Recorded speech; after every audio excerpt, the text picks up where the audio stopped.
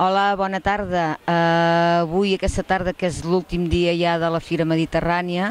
hem tingut 4 dies passats per aigua, però jo penso que tot i així hem mantingut els espectacles de l'interior i hem pogut salvar, sobretot ahir, molts espectacles al carrer, espectacles que s'havien de fer el divendres però que repetien el dissabte s'han pogut veure tots el dissabte. La valoració que faig de la fira és molt positiva, a pesar de la pluja, ha estat l'únic inconvenient, però la valoració dels professionals que han vingut en aquesta fira és que han vist coses molt interessants, que podran comprar coses i se les podran emportar als seus països i que una fira d'aquestes característiques i d'una qualitat com la nostra i que a més que parli de temes d'arrel és molt complicat i que aquí han trobat aquest valor afegit que és productes d'arrel.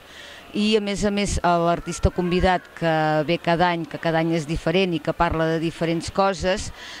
també ja és com una institució, no? La gent ja sap que a part de ser una fira, que hi ha una part de discurs, que hi ha una part de reflexió i que aquesta part de discurs i de reflexió ve a càrrec de l'artista convidat que cada any porten aquí, no? Hem parlat de festa i carrer el primer any,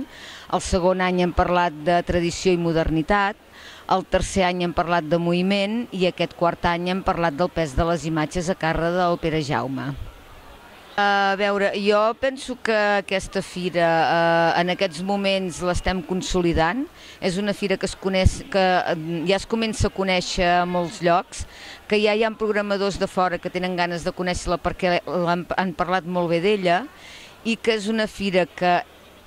ja ha passat l'adolescència, que és una fira que ara ja entra a la seva etapa madura i que s'haurà de gestionar justament com això, com és una fira madura. Penso que sí, que té futur i té trajectòria, que nosaltres ara estem de pujada en aquesta fira, no? I que encara ens queda un camí per recórrer fins a acabar-la de consolidar del tot. Per tant que sí, que és una fira amb futur i de futur.